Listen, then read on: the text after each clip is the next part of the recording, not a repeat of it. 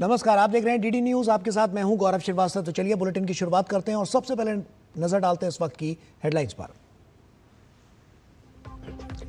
भारत और अंगोला के बीच मछली पालन, समुद्री क्षेत्रों में सहयोग बनाने पर समझौते, हवाई क्षेत्रों में भी सहयोग बनाने पर सहमति। द्रौपदी मुर्मू ने अंगोला के 50वें स्वतंत्रता दिवस पर बधाई देते हुए दोनों देशों के बीच संबंधों को मजबूत करने पर दिया जोर। प्रधानमंत्री नरेंद्र मोदी देहरादून में उत्तराखंड के गठन के रजत जयंती समारोह में हुए शामिल। 8,140 करोड़ रुपए से अधिक विकास परियोजनाओं की शुरुआत की। कहा, उत्तराखंड में दुनिया की आध्यात्मिक राजधानी बनने की क्षमता।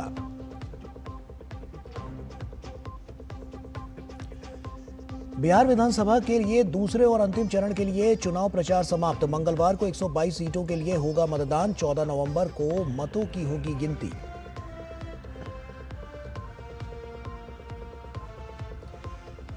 एसआईआर की घोषणा के बाद पश्चिम बंगाल में अवैध घुसपैठियों में खलबली। भाग रहे बांग्लादेश। राज्य के कई इलाकों से बड़ी मात्रा में हथियार और बम बरामद।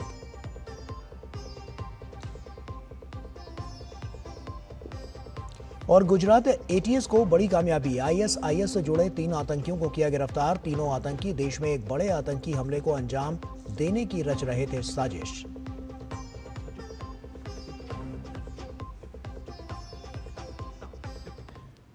और आइए बुलेटिन की शुरुआत करते हैं। राष्ट्रपति द्रौपदी मुर्मू अंगोला के राष्ट्रपति जोआओ लोरेंको के निमंत्रण पर 11 नवंबर तक अपने दौरे के पहले चरण के तहत अंगोला में हैं। राष्ट्रपति द्रौपदी मुर्मू को अंगोला की राजधानी लुआंडा में गार्ड ऑफ ऑनर दिया गया। इस दौरान अंगोला के राष्ट्रपति जोआओ लोरेंको भी उपस्थित रहे। इसके बाद दोनों देशों के प्रमुखों के बीच द्विपक्षीय वार्ता हुई। राष्ट्रपति मुर्मू ने इस आमंत्रण के लिए अंगोला के राष्ट्रपति लोरेंको को धन्यवाद दिया। राष्ट्रपति की ऐतिहासिक यात्रा अफ्रीका और ग्लोबल साउथ के साथ संबंधों को मजबूत करने की भारत के कमिटमेंट को दिखाती है।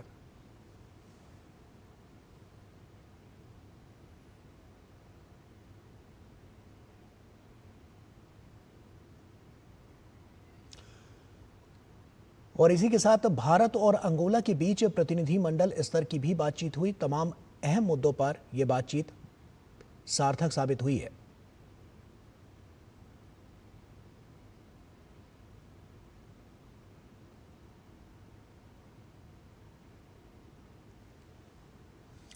अंगोला दौरे के पहले दिन दोनों देशों के बीच कई महत्वपूर्ण समझौतों पर हस्ताक्षर किए गए हैं। दोनों देशों ने रिफाइनरी के क्षेत्र में सहयोग पर सहमति जताई। दोनों देशों ने हवाई सेवा समझौते को बढ़ाने पर सहमति जताई। मत्स्य पालन और समुद्री कृषि के क्षेत्र में भी समझौते हुए।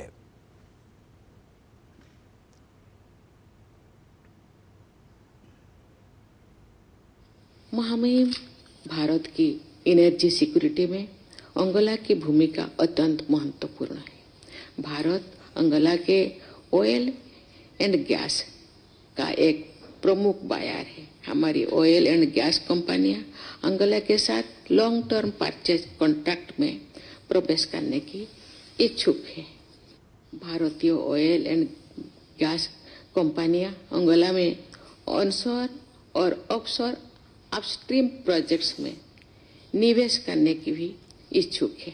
भारत पेट्रोलियम रिफाइनिंग में अग्रणी देश में से एक है और हम अंगोला में विभिन्न रिफाइनरी प्रोजेक्ट्स में निवेश करने में रुचि रखते हैं।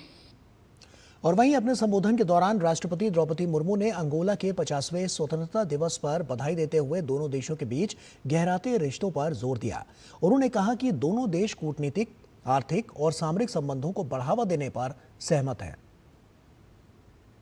भारत का अफ्रीका के साथ एक विशिष्ट और ऐतिहासिक संबंध है। हम इंडिया अफ्रीका फोरम समिट के ढांचे के अंतर्गत सभी अफ्रीकी देशों, विशेषकर अंगोला के साथ साझेदारी के प्रति प्रतिबद्ध है। हम आगामी IAFS समिट के आयोजन की प्रक्रिया में हैं और उसमें अंगोला की सहभागिता की आशा करते हैं। भारत अफ्रीका में शांति, सुरक्षा और स्थिरता को बढ़ावा देने के आपके प्रयासों की सराहना करता है। भारत सदैव संवाद और संघर्षों के शांतिपूर्ण समाधान का पक्षधर रहा है। उत्तराखंड राज्य गठन के रजत जयंती समारोह में प्रधानमंत्री नरेंद्र मोदी शामिल हुए। प्रधानमंत्री ने कहा कि उत्तराखंड को अगले 25 वर्ष के लक्ष्य को केंद्र में रखकर काम करना होगा। पर्यटन, स्थानीय उत्पाद को बढ़ावा देने और आपदा प्रबंधन को और भी प्रभावी बनाए जाने पर प्रधानमंत्री ने विशेष जोर दिया। देहरादून स्थित ऐतिहासिक वन अनुसंधान संस्थान FRI प्रधानमंत्री के स्वागत में स्थानीय लोगों का अभूतपूर्व उत्साह, पारंपरिक वाद्य यंत्र, ढोल की गूंज। मौका रहा उत्तराखंड राज्य गठन का 25वां वर्ष यानी रजत जयंती समारोह। बीते 25 वर्षों में राज्य की गति और प्रगति दिखाती एक प्रदर्शनी का उद्घाटन।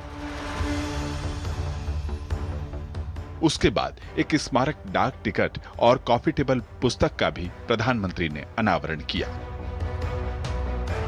उन्होंने राज्य गठन के लिए हुए संघर्ष और आंदोलनकारियों को याद किया। प्रधानमंत्री ने कहा कि राज्य स्थापना के वक्त बजट 4000 करोड़ रुपए का था, जो आज बढ़कर 1 लाख करोड़ रुपए का हो चुका है। ये प्रगति दिखाता है। ऐसे में भविष्य के लक्ष्य भी राज्य को तय कर आगे बढ़ना होगा। जहां चाह वहां राह। इसलिए जब हमें यह पता होगा हमारा लक्ष्य क्या है, तो वहां पहुंचने का रोड मैप भी उतनी ही तेजी से बनेगा। उत्तराखंड का असली परिचय उसकी आध्यात्मिक शक्ति है। उत्तराखंड अगर ठान ले तो अगले कुछ ही वर्षों में खुद को spiritual capital of the world के रूप में स्थापित कर सकता है। प्रधानमंत्री ने 8140 करोड़ रुपए से अधिक की परियोजनाओं का उद्घाटन और शिलान्यास किया। परियोजना पेयजल, सिंचाई और बिजली उत्पादन के साथ साथ तकनीकी शिक्षा, ऊर्जा, शहरी व कौशल विकास जैसे प्रमुख क्षेत्रों से जुड़ी हुई रही। प्रधानमंत्री नरेंद्र मोदी ने स्पष्ट कहा कि डबल इंजन की सरकार राज्य के विकास में तेजी के साथ काम कर रही है। राज्य के स्थानीय उत्पादों को बढ़ावा देने के लिए वोकल फॉर लोकल को अपनाए जाने, पर्यटन और संस्कृति को बढ़ाने के उपाय अपनाए जाने पर प्रधानमंत्री ने जोर दिया। उन्होंने स्थानीय लोगों से नवाचार को लेकर जानकारी भी हासिल की। नहीं तो ये जब से प्रधानमंत्री आए तो ठीक ही है। उनकी वजह से तो ऐसा है कि महिलाएं काफ़ी आगे बढ़ गई है, हमारे काम में रोजगार में भी आगे बढ़ रहा है। Startup India seed fund, agriculture infrastructure fund, BIRAC, ये ऐसे इनिशिएटिव्स हैं जो हम स्टार्टअप्स की ग्रोथ को छोटे कमरे से बड़े जाने तक बहुत मेजर रोल प्ले करते हैं। तो उत्तराखंड में हमें ये सब मिला है, तो हम बस बहुत धन्य हैं कि हमको गवर्नमेंट एक्चुअली ग्राउंड पे ये सपोर्ट दे रही है। राज्य विकास को लेकर उत्तराखंड वासियों को प्रधानमंत्री ने आश्वस्त किया कि राज्य के विकास में कोई भी अड़चन नहीं आएगी। उत्तराखंड की अब तक की विकास यात्रा में कई रुकावटें आई हैं, लेकिन भाजपा की मजबूत सरकार ने हर बार उन बाधाओं को पार किया और ये सुनिश्चित किया है कि विकास की गति पर ब्रेक न लगे। उत्तराखंड की धामी सरकार ने जिस गंभीरता से यहां समान नागरिक संहिता को लागू किया, वो दूसरे राज्यों के लिए भी मिसाल है। Eco tourism, winter tourism, destination wedding, wellness जैसे नए उभर रहे अवसरों के लिए राज्य को तैयार रहने के लिए प्रधानमंत्री ने विशेष तौर पर आग्रह किया। उन्होंने कहा कि इंफ्रा विकास के साथ ये सभी अवसर समृद्धि के दरवाजे खोलेंगे। देहरादून से उर्मिलेश भट्ट के साथ ब्यूरो रिपोर्ट, डीडी न्यूज। और प्रधानमंत्री नरेंद्र मोदी ने कृषि एवं बागवानी, नवाचार, स्वयं सहायता समूहों, एडवेंचर स्पोर्ट्स, डेस्टिनेशन वेडिंग जैसे क्षेत्रों से जुड़े व्यवसायी व स्थानीय लोगों से संवाद किया। प्रधानमंत्री से बात करने पर लोगों ने खुशी जाहिर की।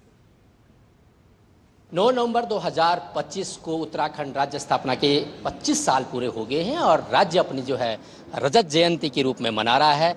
इस अवसर पर प्रधानमंत्री उत्तराखंड पहुंचे, देहरादून, और उन्होंने यहाँ पर अलग अलग क्षेत्रों में काम कर रहे लोगों से बात की है। क्या कुछ बात प्रधानमंत्री ने इन तमाम लोगों से की है, और इनको क्या प्रेरणा मिली है प्रधानमंत्री से बात करके, आइए सीधा इन्हीं से पूछते हैं। बहुत अच्छा लगा माननीय प्रधानमंत्री जी से बात कर जिस पर सर उन्होंने हमारे समूह के बारे में पूछा गया और जिसमें हमने अपने कार्य के बारे में उन्हें बताया। मैं हाइड्रोपोनिक्स फार्मिंग करता हूँ, बिना मिट्टी की खेती, मिट्टी रहित खेती। तो मैंने सर को बताया कि कैसे हम यहाँ पे बिना मिट्टी की खेती करते हैं और कैश क्रॉप्स उगाते हैं ताकि जो वातावरण के प्रभाव से कोई भी नुकसान हो सकता है उसको बचाया जा सके।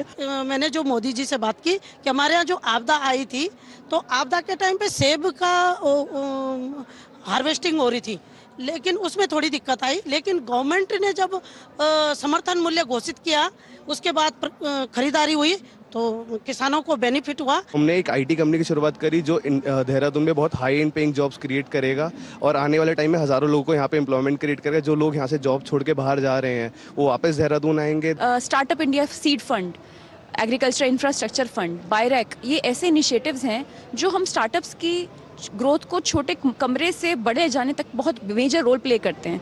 तो उत्तराखंड में हमें ये सब मिला है तो हम बस बहुत धन्य हैं कि हमको गवर्नमेंट एक्चुअली ग्राउंड पे ये सपोर्ट दे रही है। लोग डेस्टिनेशन वेडिंग करते हैं गोवा में या बाहर जाते हैं आउटसाइड इंडिया, तो उत्तराखंड में भी ऐसी बहुत सारी जगह है जहाँ पे डेस्टिनेशन वेडिंग्स की जा सकती है और ये बहुत ही अच्छा आइडिया है और हम सब के लिए हिंट है जो हम टूरिज्म में कुछ काम कर रहे हैं। प्रधानमंत्री जी का ही सपना था क्योंकि उन्होंने ये सुझाव दिया था कि एस्ट्रो टूरिज्म उत्तराखंड में शुरू होना चाहिए, जिसमें हम लोगों को अच्छी जगहों पे ले जाते हैं जहां अंधेरा आसमान हो, जहां पर वो अंतरिक्ष को बड़े बड़े उसको देख सकते हैं, समूह और तारों को, और जो उसी को लेकर जो है हम इस पे कार्य कर रहे हैं। प्रधानमंत्री ने इन्हें कई आइडियाज भी दिए जिनसे कहीं ना कहीं जो ये लोग हैं अलग अलग क्षेत्रों में काम कर रहे हैं, इनके व्यापार में तो तरक्की हो गई, साथ ही ये पूरे राज्य भर के लोगों के लिए भी एक मॉडल बनेंगे। सहयोगी भास्कर और कैमरा पर्सन मोंटी के साथ मैं उर्मिलेश भट्ट, डीडी न्यूज, देहरादून। और वक्त यहां पर एक छोटे से ब्रेक का हो गया है, जल्द हाजिर होते हैं।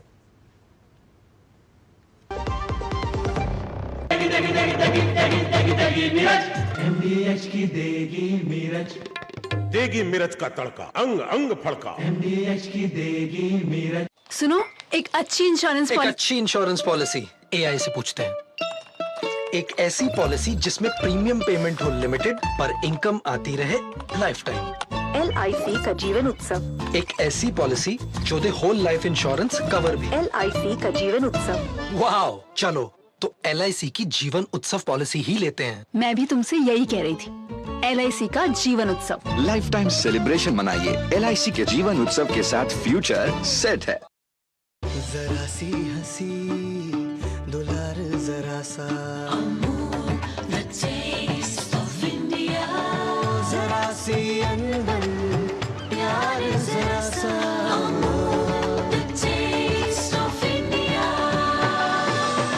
यही तो अमूल है स्वाद इंडिया का, यही तो अमूल है।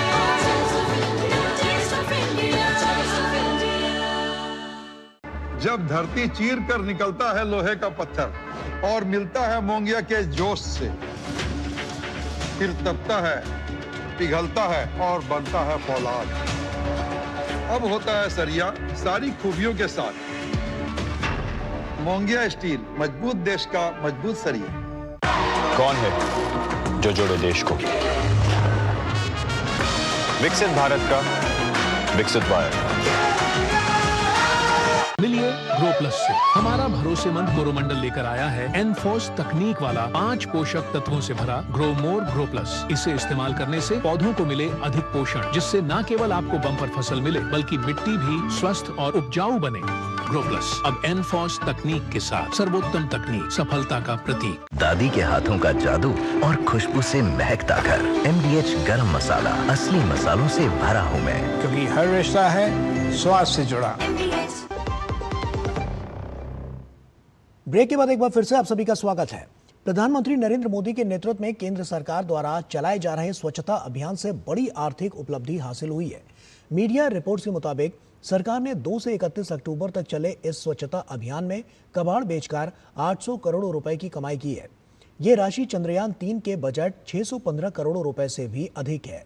इस अभियान में अब तक का सबसे अधिक 232 लाख वर्ग फुट कार्यालय स्थान खाली कराया गया और 29 लाख से अधिक भौतिक फाइलें भी हटाई गई। ये पैमाने के लिहाज से अब तक का सबसे बड़ा अभियान रहा, जिसमें 11.58 लाख कार्यालय स्थल शामिल थे। 3 केंद्रीय मंत्रियों ने इस प्रयास का पर्यवेक्षण किया, जिसमें 84 मंत्रालयों और विभागों ने भाग लिया। 2021 में विशेष स्वच्छता अभियान शुरू होने के बाद से अब तक सरकार को कबाड़ की बिक्री से कुल 4100 करोड़ रुपए की आय हुई है।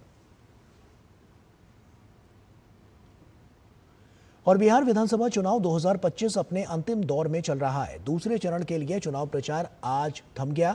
अब सभी की निगाहें 11 नवंबर की दूसरे चरण की वोटिंग पर टिकी हुई हैं, जहां बिहार के मतदाता 20 जिलों की 122 सीटों पर मतदान करके जनप्रतिनिधियों का चयन करेंगे।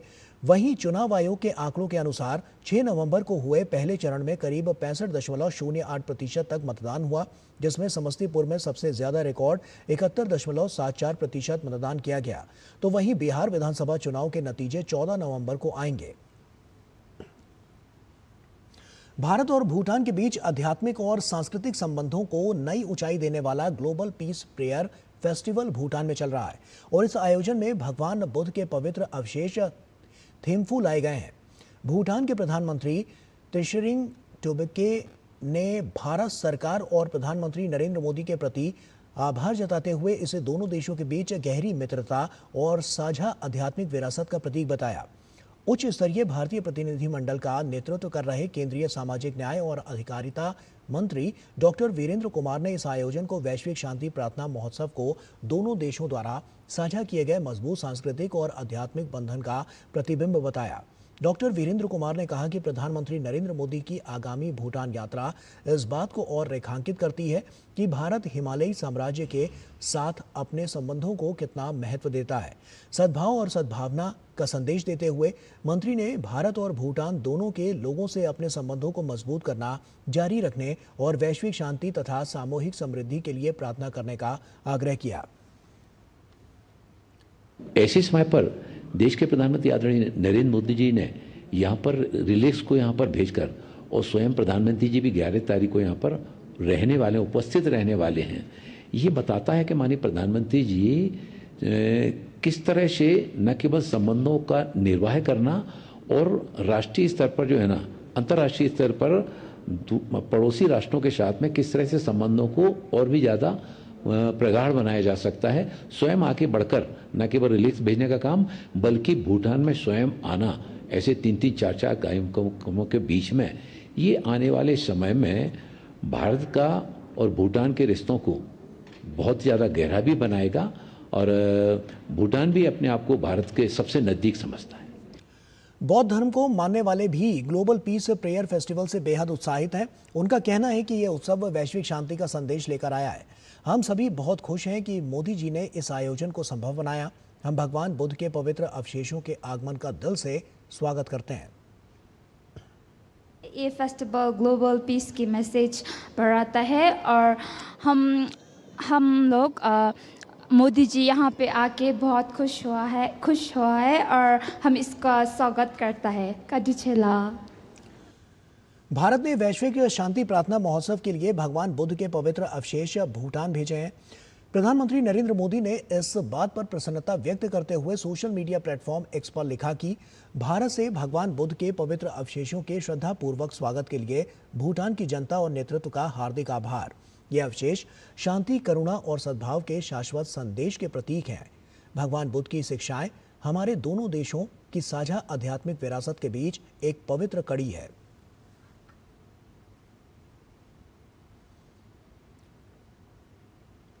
और वक्त यहां पर एक और छोटे से ब्रेक का है, जल्द हाजिर होता है। MDH केसर का हो बहाना, कश्मीरी पुलाव या हो बिरयानी खाना, केसरी चाय दूध, रसमलाई, केसरी लड्डू, हलवा याद आना, यही तो है MDH केसर का बहाना। MDH शुद्ध केसर, खुशबू ऐसी जो दिल जीत ले। MDH।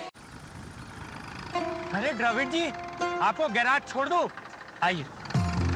काश आप जैसा गेम चेंजर हमारे पास भी होता। है ना, खेती का गेम चेंजर। जय किसान नवरत्ना नैनो शक्ति नैनो डीएपी, इसके हर ड्रॉप में है करोड़ों नैनो पार्टिकल्स की शक्ति। नैनो पार्टिकल्स के कारण पत्तियां इन्हें दोनों साइड से अब्सॉर्ब करें बिना वेस्टेज और उपज खूब बढ़ाएं।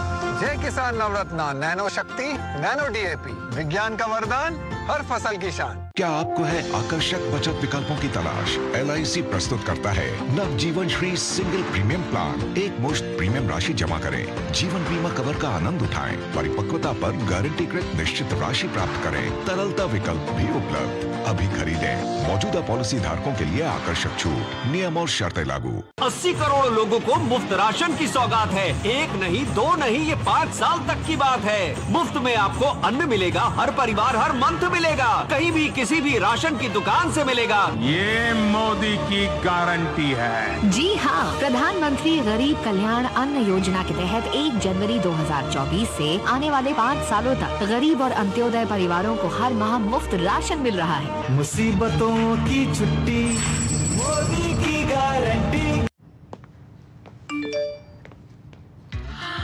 10 लाख की लॉटरी मुझे, वाह! फर्जी ऑफर्स से सावधान। RBI कहता है जानकार बनिए, सतर्क रहिए।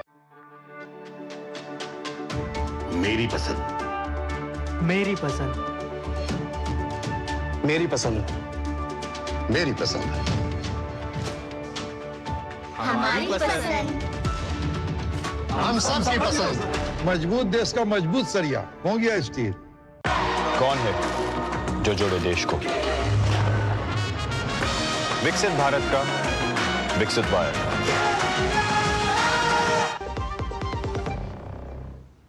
ब्रेक के बाद एक बार फिर से आप सभी का स्वागत है।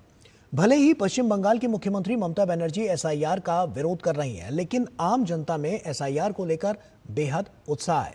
ये बात यहां लोगों द्वारा लिए गए फॉर्म की संख्या से स्पष्ट होती है। देश के 9 राज्यों और 3 केंद्र शासित प्रदेशों में SIR की प्रक्रिया के हिस्से के रूप में बूथ स्तरीय अधिकारी BLO एनुमरेशन फॉर्म वितरित करने के उद्देश्य से प्रत्येक मतदाताओं के घर जाना शुरू कर चुके हैं। प्राप्त चुनाव आयोग के आंकड़ों के अनुसार मतदाताओं की संख्या के अनुपात में एनुमरेशन फॉर्म वितरण में बंगाल के आंकड़े सकारात्मक हैं। चुनाव आयोग के अनुसार शाम 4 बजे तक 4.85 करोड़ एनुमरेशन फॉर्म मतदाताओं तक पहुंच चुके हैं। साथ ही उम्मीद जताई जा रही है कि यह आंकड़ा आज के दिन 4.5 करोड़ की संख्या को पार कर जाएगा। चुनाव आयोग द्वारा गहन पुनरीक्षण यानी SIR शुरू होने के 7 दिनों के भीतर ही पश्चिम बंगाल के जिलों से अवैध बांग्लादेशी घुसपैठियों के राज्य छोड़ने की तस्वीरें लगातार सामने आ रही हैं। रविवार को न्यू टाउन के इको पार्क के गेट नंबर 6 पर ऐसी एक तस्वीर सामने आई है। खुद तृणमूल के उत्तर 24 परगना जिला परिषद सदस्य मोहम्मद आफ्ताबुद्दीन बताते हैं कि SIR शुरू होने से पहले यहाँ कई बांग्लादेशी रहते थे। अब सभी झुग्गियों में तालाबंद है। जब झुग्गी निवासियों के बारे में पूछा गया कि वे कहाँ गए, तो क्षेत्र के स्थानीय TMC नेता ने बताया कि कुछ लोग बांग्लादेश चले गए। ये सिर्फ एकमात्र न्यू टाउन की बात नहीं है। SIR शुरू होने के बाद से बांग्लादेश सीमा से सटे जिलों से लगातार ऐसी ही तस्वीरें सामने आ रही हैं। 31 अक्टूबर से 3 नवंबर के बीच उत्तर 24 परगना के स्वरूपनगर के ताराली हाकिमपुर सीमा क्षेत्र से 97 बांग्लादेशी नागरिकों को गिरफ्तार किया गया है। ये सभी बांग्लादेशी सतखीरा, बागेरहाट, नाराइल, जशोर के निवासी हैं। 1 नवंबर को BSF ने नदिया के तेहट्टा से सेलिना खातून नाम की एक महिला को पकड़ा। इसी तरह भारतीय जवानों की तत्परता के कारण बुधवार को सिलीगुड़ी के बैंगडुब्बी मिलिट्री स्टेशन में सुरक्षा कारणों से तलाशी के दौरान एक व्यक्ति के पास से बांग्लादेशी नागरिक पहचान पत्र के साथ साथ भारत का Aadhaar card, PAN card, voter card भी मिला, जिसके संबंध में सेना के ईस्टर्न कमांड मुख्यालय विजय दुर्ग ने बताया है कि बड़ी संख्या में बांग्लादेशी नागरिक भारतीय पहचान पत्र बनवाकर इस देश में रह रहे हैं। और उधर गुजरात ATS को बड़ी कामयाबी मिली है। आतंकी गतिविधियों को लेकर सतर्कता के बीच ATS ने ISIS से जुड़े 3 आतंकियों को गिरफ्तार किया है।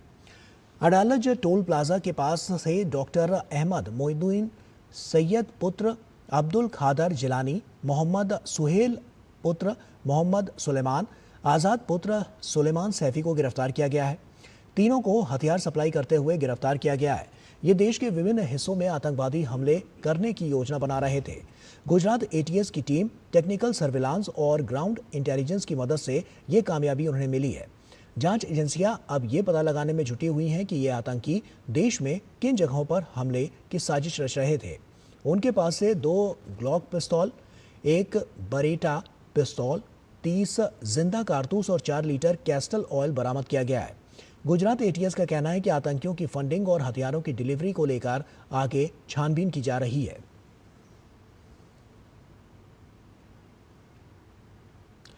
और केंद्रीय विदेश और कपड़ा राज्य मंत्री पवित्रा मार्गेरिटा ने बोलीविया के राष्ट्रपति रोड्रिगो पाज परेरा से मुलाकात की है। दरअसल पवित्रा मार्गेरिटा बोलीविया के नवनिर्वाचित राष्ट्रपति रोड्रिगो पाज परेरा के शपथ ग्रहण समारोह में शामिल होने बोलीविया पहुंचे हुए हैं, जहां वो भारत का प्रतिनिधित्व कर रहे हैं।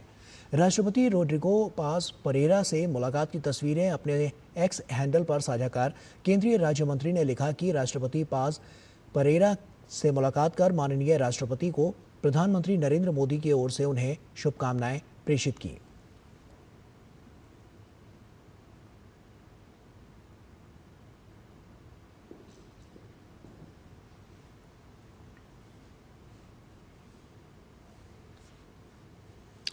और इसी के साथ फिलहाल इतना ही, लेकिन जाते जाते आपको बताते हैं कि 93वें वायुसेना दिवस के उपलक्ष्य में गुवाहाटी के लाचित घाट पर भव्य एयर शो का आयोजन किया गया और इस दौरान वायुसेना के जाबाज पायलटों ने आसमान में रोमांचक करतब दिखाकर लोगों का दिल जीत लिया।